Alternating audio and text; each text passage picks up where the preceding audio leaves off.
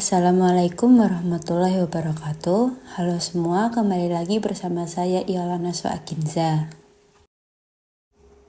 Pada video kali ini, saya akan menganalisis bangunan tradisional di Wedangan Joglo Sumput, sebuah adaptasi rumah tradisional Jawa yang berkembang menjadi fasilitas komersial.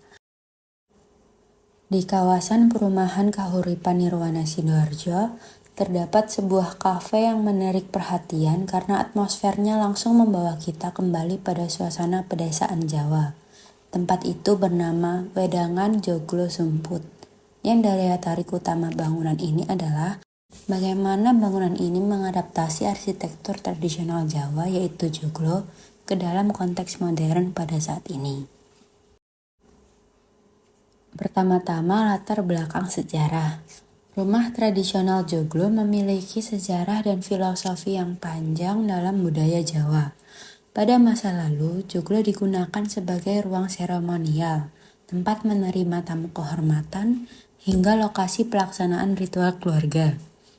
Arsitektur joglo menjadi simbol status, kehormatan, hubungan manusia dengan alam, serta dimensi spiritual. Bangunan ini menunjukkan bahwa tradisi tidak harus menjadi benda mati, tapi dapat diterapkan ulang dalam fungsi yang baru. Kedalaman makna ini dapat diterjemahkan ke dalam pengalaman ruang sehari-hari, sehingga pengunjung dapat merasakan atmosfer budaya Jawa yang kuat. Selanjutnya, tektonika dan susunan. Identitas joglo paling kuat terletak pada sistem tektonikanya. 4 saka guru yang berdiri di pusat bangunan menjadi struktur utama yang menopang bentang atap. Di atasnya terdapat tumpang sari, struktur bertingkat yang melambangkan tingkatan kehidupan dan secara struktural berfungsi menguatkan keterikatan antara tiang dan atap. Atap joglo berbentuk piramida yang mengarah ke atas, mempresentasikan gunung sebagai simbol kesakralan dan keagungan. Ruang di bawah atap yang tinggi memberikan efek visual megah, menciptakan suasana lapang dan ruang yang bernafas. Sekalipun ruang tersebut kini digunakan sebagai area kuliner. Wedangan Joglo Sumput memodifikasi beberapa material, yaitu lantai diganti granit dan sebagian dinding menggunakan batu bata ekspos. Namun perubahan ini tetap menjaga karakter tekstur dan material alami khas arsitektur Jawa. Selanjutnya kita beralih ke ornamen. Ornamen menjadi elemen penting dalam arsitektur tradisional karena mengandung simbol dan pesan budaya. Terdapat gebyok pada area masuk Wedangan Joglo Sumput dan ukiran kayu sebagai elemen tradisional. Motif ukiran berupa flora melambangkan pertumbuhan dan harapan baik. Ruang pendopo yang dalam tradisi Jawa berfungsi sebagai ruang publik dan interaksi sosial diadaptasi menjadi area komunal pengunjung. Konsep keterbukaan yang menjadi ciri utama pendopo tetap dipertahankan, melambangkan nilai keramahan dan keterhubungan sosial dalam budaya Jawa. Penataan furniture kayu diatur simetris, sehingga memperkuat prinsip keseimbangan. Sementara keberadaan sawah di sisi luar menghadirkan pengalaman ruang yang lebih kontemplatif.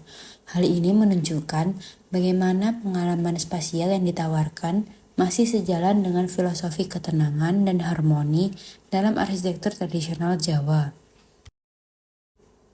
Selanjutnya, adaptasi dan perubahan. Transformasi joglo dari fungsi hunian tradisional berkembang menjadi ruang komersial, memperlihatkan dinamika budaya yang terus berkembang. Elemen-elemen utama seperti saka guru, tumpang sari, bentuk atap, dan ornamen kayu dipertahankan agar nilai historis dan estetis tidak hilang. Namun sistem ruang, material pendukung, serta fasilitas mengalami pembaruan agar memenuhi standar kenyamanan dan efisiensi di masa kini.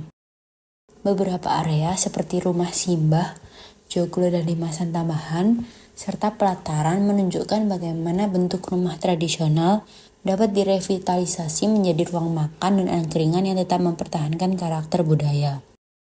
Perubahan ini sebagai proses adaptasi yang menjaga kontinuitas identitas.